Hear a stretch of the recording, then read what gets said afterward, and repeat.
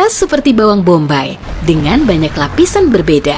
Saat ini, kamu sedang menembus kerak bumi.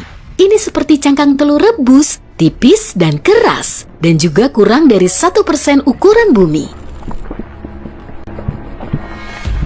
Di kedalaman 0,6 meter, kamu bertemu dengan hewan penggali. Tikus mondok dapat membuat terowongan lebih dari 18 meter per hari. Hampir 3 meter ke bawah, kamu akan terkejut. Apa itu cacing tanah? Panjangnya 90 cm. Kamu bergerak melewati 7 meter di bawah tanah. Jadi, kamu tidak akan melihat akar tanaman hutan tropis lagi.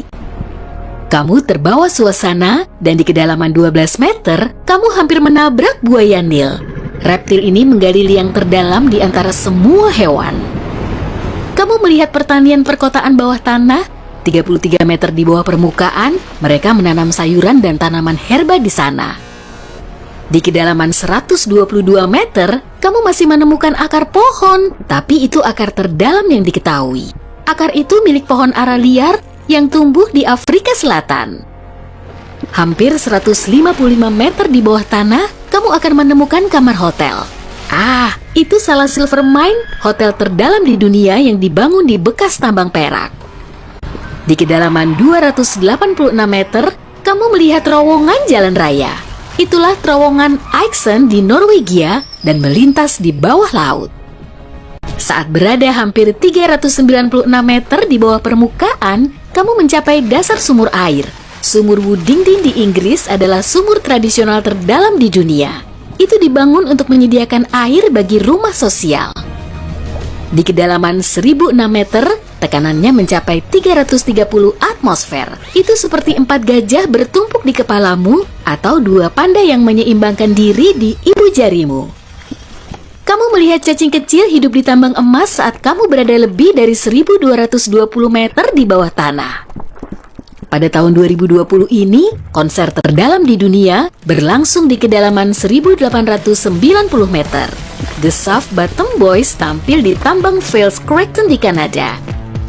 Kamu bergerak lebih dalam dan melihat tambang emas Homestake hampir 1520 meter di bawah permukaan.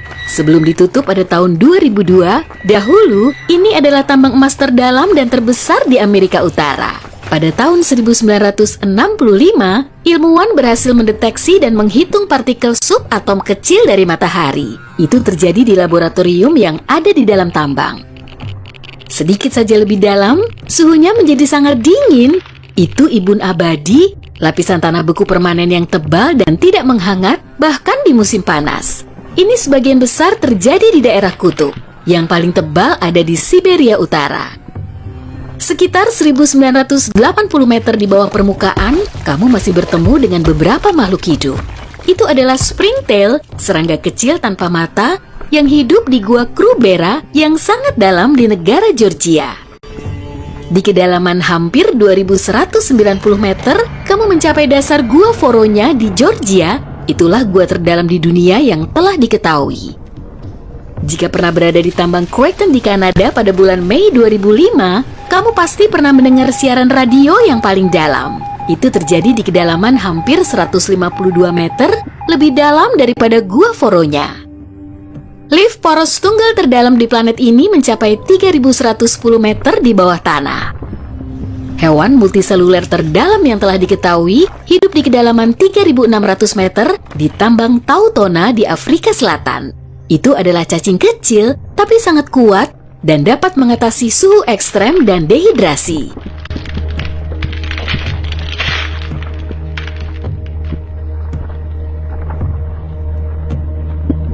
...6,5 km di bawah tanah adalah kedalaman rata-rata kerak samudra. Itu bagian dari kerak bumi yang terletak di bawah samudra, jauh lebih tipis daripada kerak benua. Di kedalaman yang sama, di Tiongkok Timur Laut, kamu bertemu dengan mikroba terdalam yang telah diketahui.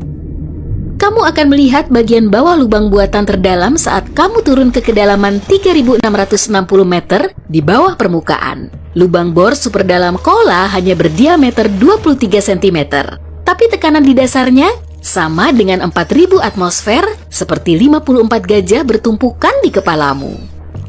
Lebih dari 14 km di bawah permukaan, kamu akan berada di genangan batu cair yang sangat panas. Itu adalah ruang magma supervulkan Yellowstone di bawah Taman Nasional Yellowstone di Amerika Serikat.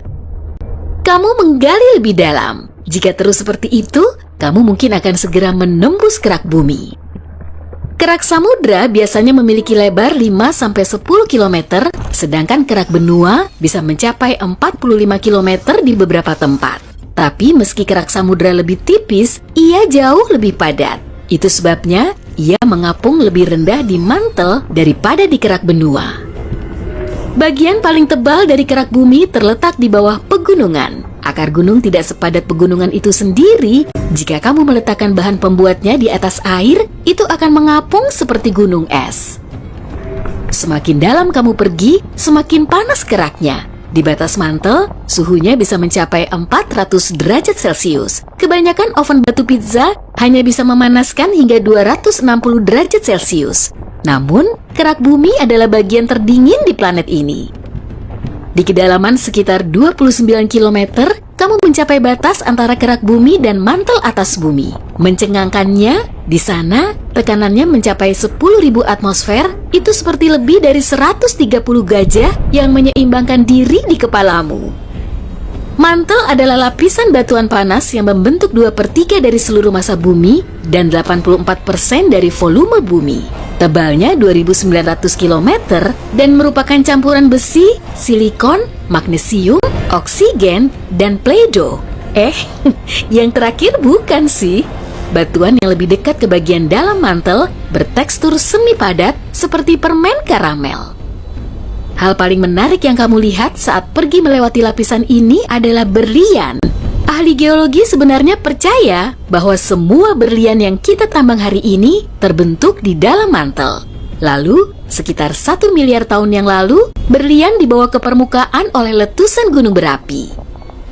Bagian atas mantel bersama dengan kerak bumi pecah menjadi potongan-potongan besar dan menyerupai kepingan teka-teki raksasa. Potongan-potongan ini, yang dikenal sebagai lempeng tektonik, bergeser dengan kecepatan 2,5 cm hingga 5 cm per tahun. Saat bergerak melewati mantel atas, kamu merasakan suhu mulai naik dari 480 derajat Celcius hingga 870 derajat Celcius. Semakin dalam kamu pergi, semakin banyak keringatmu. Di dekat batas inti, suhunya sudah lebih dari 3.870 derajat Celcius. Tekanan mantel yang lebih rendah mencapai 240.000 atmosfer. Itu seperti 3.280 gajah yang membentuk menara di kepalamu. Di kedalaman sekitar 2.900 km, kamu melintasi batas antara mantel dan inti terluar. Lapisan ini memanas hingga 4.980 derajat Celcius, sebagian besar karena peluruhan radioaktif uranium dan thorium. Suhu seperti itu cukup tinggi untuk menjaga inti luar tetap cair. Meski tekanannya hampir 2 juta atmosfer, itu tetap belum cukup kuat untuk membuat besi menjadi padat kembali. Tebal inti luar adalah 2.400 km dan sebagian besar terbuat dari besi dan nikel dalam bentuk cair. Cairan ini berputar dalam arus turbulen yang masif dan menghasilkan medan magnet. Radiasinya sampai keluar angkasa sejauh 1,3 juta kilometer dan melindungi planet kita dari angin matahari. Di inti terluar, medan magnet bumi 50 kali lebih kuat daripada di permukaan. Kamu berada lebih dari 4.830 km di bawah tanah sekarang. Selamat, kamu telah mencapai pusat planet kita. Inti dalamnya itu berupa bola logam padat berdiameter 2.400 km. Itu sekitar 3/4 diameter bulan.